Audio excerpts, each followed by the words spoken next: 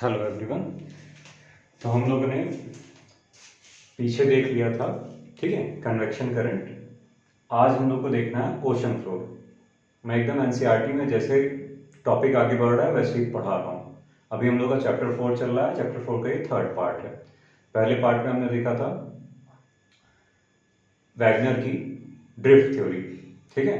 दूसरे पार्ट में हम लोगों ने देखा कन्वेक्शन करंट थ्योरी। अब तीसरे पार्ट में हम लोग देख रहे हैं ओशन फ्लोर कैसा है, क्योंकि ओशन फ्लोर की मैपिंग हो चुकी थी, उसके बारे में जानकारी मिल चुकी थी।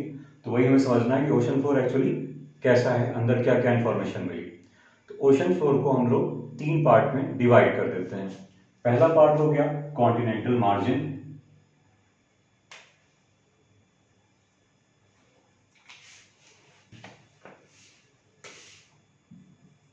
दूसरा पार्ट हो गया प्लेन्स, तीसरा पार्ट हो गया मिड ओशन रिज। अब कॉन्टिनेंटल मार्जिन क्या है? तो जो कॉन्टिनेंट, ये वाला पार्ट जो ग्रीन ग्रीन दिख रहा है वो क्या है? कॉन्टिनेंट।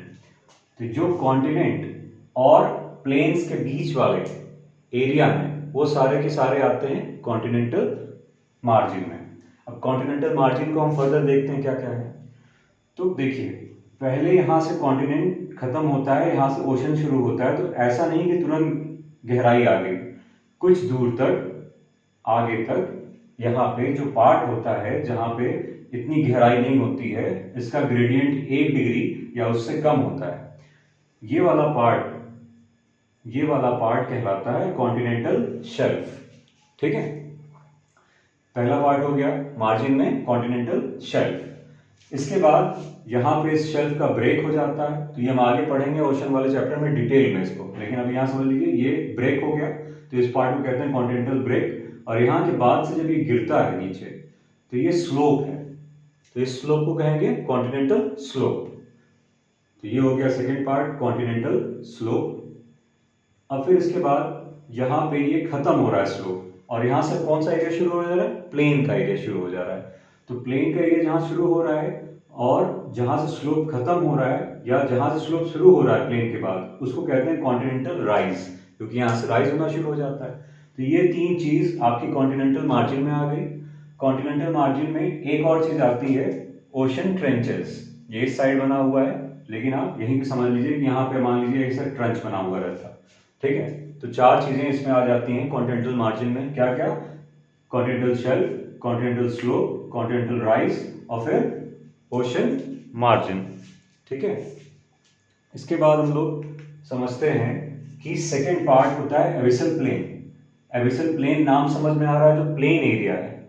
ओशन के अंदर भी बहुत बड़े बड़े प्लेन एरिया होते हैं, जैसे हमारे यहाँ भी प्लेन, प्लेटू, माउंटेन्स होते हैं, वैसे ओशन के अंदर भी प्लेन एरिया होते हैं, उसको कहते हैं एबिसल प्लेन्स। फिर इसके बाद आता है नेक्स्ट मिड ओशन रिज। इसमें क्या होता है? यहाँ से मैग्मा बाहर निकलते हैं। मैग्मा बाहर निकल के इधर भी माउंटेन लाइक स्ट्रक्चर बना देते हैं, इधर भी माउंटेन लाइक स्ट्रक्चर बना देते हैं, ठीक है। और बाकी डिटेल में हम लोग समझेंगे ओशन वाले चैप्टर में इसका कॉन्फ़िगरेशन। अभी आप बस 3 पार्ट समझिए कि पहला पार्ट हो गया कॉन्टिनेंटल मार्जिन, दूसरा पार्ट हो गया प्लेन्स, तीसरा पार्ट हो गया मिड ओशन रिज, ठीक है। मार्जिन को हम 3 से 4 पार्ट में क्लासिफाई कर सकते हैं। पहला हो गया कॉन्टिनेंटल शेल्फ, फिर ये स्लोप, फिर ये आपका राइज हो गया कॉन्टिनेंटल राइज, और यहाँ पे अगर हम गड्ढा एक बना दें इस तरीके का ट्रेंच हो जाएगा, ठीक है।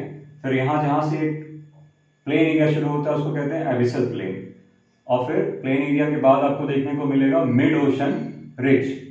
इस रिज में से क्या निकल रहा है? मैग्मा बाहर निकल रहा है, ठीक है। तो बड़ा इजी टॉपिक था, ठीक है। होपफुली समझ में आया होगा। Thank you.